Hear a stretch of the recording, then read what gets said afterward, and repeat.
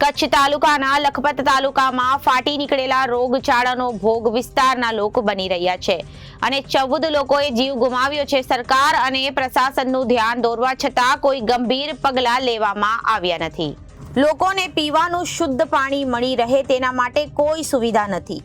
વારંવાર ધ્યાન દોરવા છતાં સરકારી તંત્રના પેટનું પાણી નથી હાલતું, પણ હકદાર જવાબદાર ઉચ્ચ અધિકારીએ હજુ સુધી લખપતના ગામોની મુલાકાત લીધી નથી।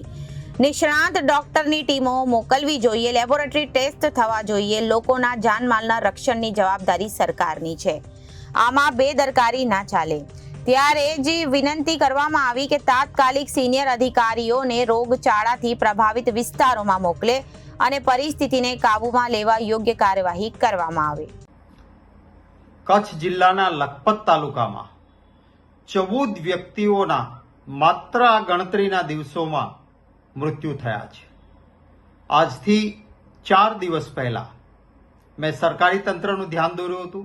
જ્યારે આ રોગની શરૂઆત થઈ હતી, લોકો હોસ્પિટલમાં જવા લાગ્યા હતા અને 2 મૃત્યુ થયા હતા કે તરત જ સરકારનું પણ ધ્યાન દોર્યું, જવાબદાર અધિકારીઓનું પણ ધ્યાન દોર્યું, પરંતુ કોઈ જ ગંભીરતા નહીં લેવાવાના કારણે આ ગણતરીના જ દિવસોમાં કચ્છ જિલ્લાના લખપત તાલુકાના બેખડા, સાંધ્રો, મોરનગર, મેડી, ભારાવાંઢ, વાલાવારી અને લાખાપાર ગામોમાંથી 14 વ્યક્તિઓના મૃત્યુ થયા છે।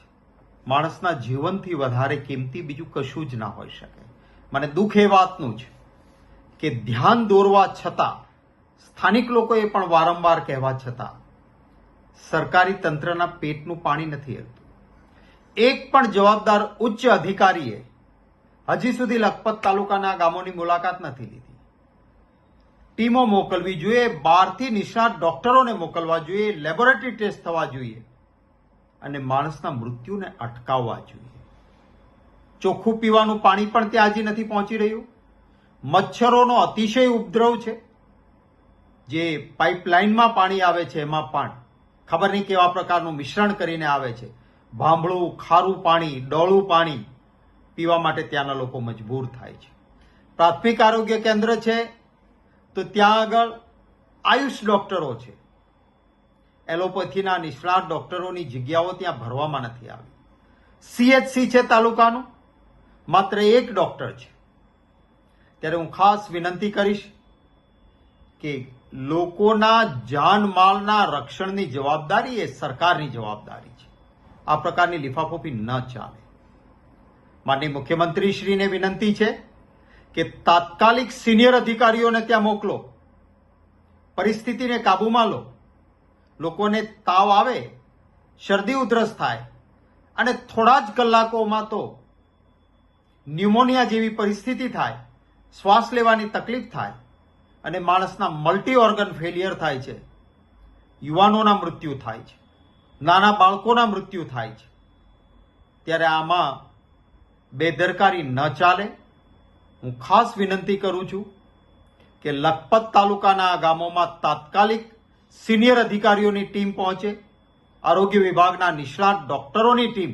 માત્ર 2-4 નર્સિંગ સ્ટાફ કે એકાદ ડોક્ટરને મોકલવાથી નહીં ચાલે। મેં ગામો ગણાવ્યા છે, આટલા બધા ગામોમાં જ્યારે અસર છે ત્યારે એક ગામ માટે નિષ્ણાતોની ટીમ જાય અને જે પાણીની મુશ્કેલી છે, જે પાણી જ આવે છે એ પીવાલાયક પાણી નથી, તો એની પણ ચિંતા કરવામાં આવે અને મચ્છરોનો જે ઉપદ્રવ છે, રોગચાળો જે ફાટી નીકળ્યો છે, એને તાત્કાલિક કાબૂમાં લેવામાં આવે એવી ખાસ વિનંતી કરું છું।